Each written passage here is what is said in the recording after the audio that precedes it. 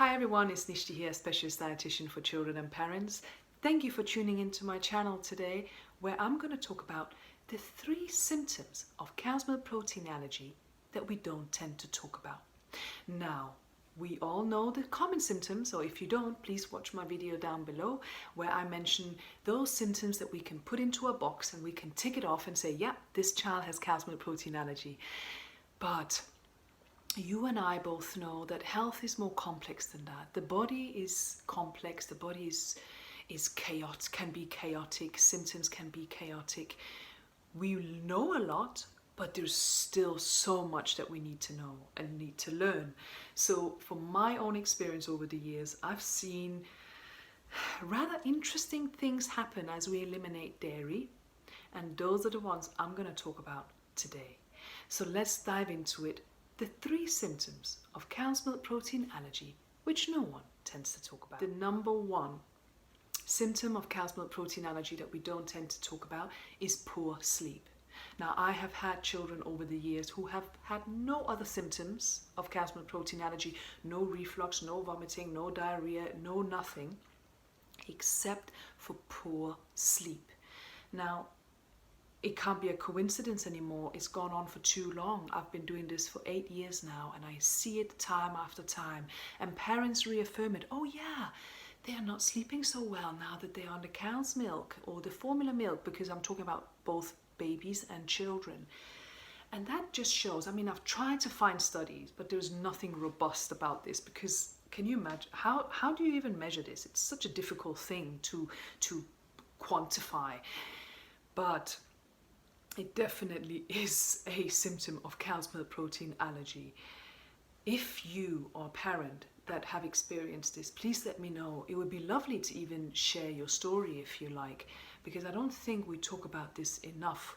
We think that if we can't tick off all these other symptoms, then no, the child doesn't have cow's milk protein allergy. Just think about it. Cow's milk, cow's milk formula, dairy in general, is not really intended for a child, and the protein is so big, it's much heavier and much denser than human milk. Why are we so surprised that children react? I just don't understand. So poor sleep is a symptom of cow's milk protein allergy. From my humble experience, I've seen this. I'm not saying every child, I'm not saying every time, please don't take this literally, but it definitely is a symptom. So poor sleep is the number 1. Number 2, migraines. Now I'm going to talk about a 7-year-old child.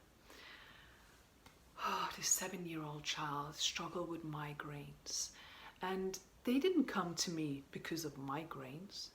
They came to me because of there was some behavioral problems, or the child is also a picky eater. And then the mum said, oh, my child is really not focusing. They always have a migraine, always headache, blah, blah, blah. And by doing a proper history and diving into the symptoms of this child, the child had symptoms in their early life that suggest cow's milk protein allergy, but the parent hadn't had a diagnosis. She just thought, oh, a bit of diarrhea and a bit of reflux is normal. Now the child is 7, and the child has always disliked dairy, but the child has milk at school.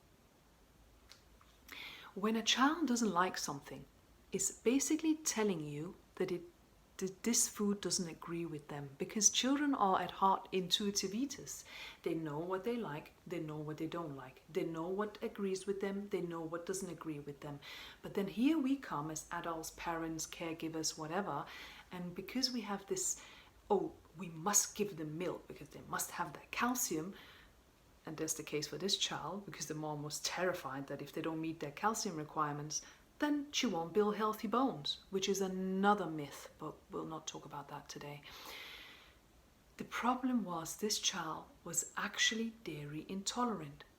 So what we did, we eliminated the dairy. I said, let's eliminate the dairy. Let's try. We did it consciously, of course. You can't just eliminate something and not put the correct nutrient back into the diet.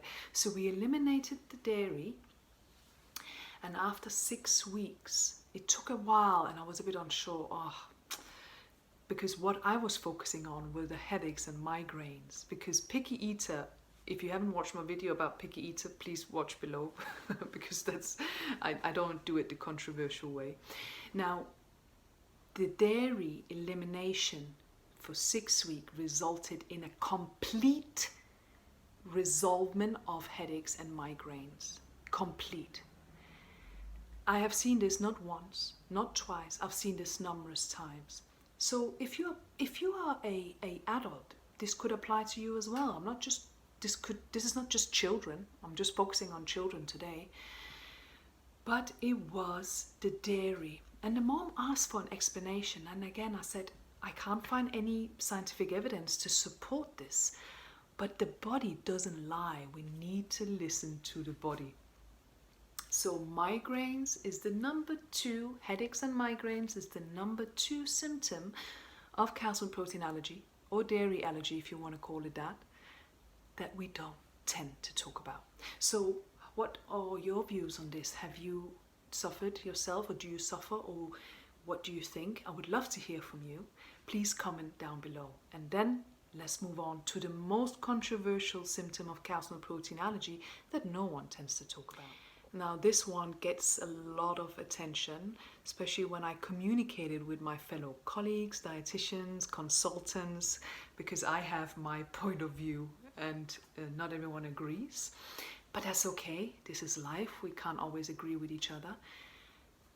The number 3 symptom of cow's milk protein allergy that we don't tend to talk about is ear infections. Now we all know that ear infections are super common in children, but particularly children who are formula fed. Why do you think, I'm just going to get some stats up now, ear infections are 40 to 50% less in breastfed infants? Yes, we know that breastfeeding, nothing can ever top breastfeeding and human milk, the benefits of human milk. But also, isn't it interesting that the introduction of formula before 6 months also results in an increase in ear infections? Now, I can't find robust studies to support this. Again, if you want this in black and white, if you are that kind of scientist, I cannot give you the scientific evidence. All I can give you is my own experience. And I'm sure someone out there watching this have had similar symptoms in their children, but it probably was dismissed because we don't have enough science to back it up. I'm telling you over the years, I see it time after time. Children who have ear pain, children who have ear infections, doing this. Cow's milk protein allergy. Please think cow's milk protein allergy. Don't think they have to tick off all the other things and all the other boxes. Again, click my video down below if you want to see and hear more. We have to think outside the box. And when it comes to an allergy to dairy, we have to really think outside the box, because I'm telling you, these symptoms that I've talked to you about today, poor sleep, headaches, migraines, and ear infections. From my own clinical experience, I see it time after time. And the more we talk about it, the more we get a healthy debate going, the more we could raise the awareness about this. Because if there's someone out there who's really struggling and they're not being listened to because it doesn't fit or tick the box, then we have a problem, don't we? So I would love to hear from you. What do you think about these 3 symptoms of cow's milk protein allergy that we don't tend to talk about? Please comment below. And if you want to, it would really help me out if you like this video or if you share this video. That is, if you want to. My name is Nishti, Specialist Dietitian for Children and Parents, and I'll see you in the next video.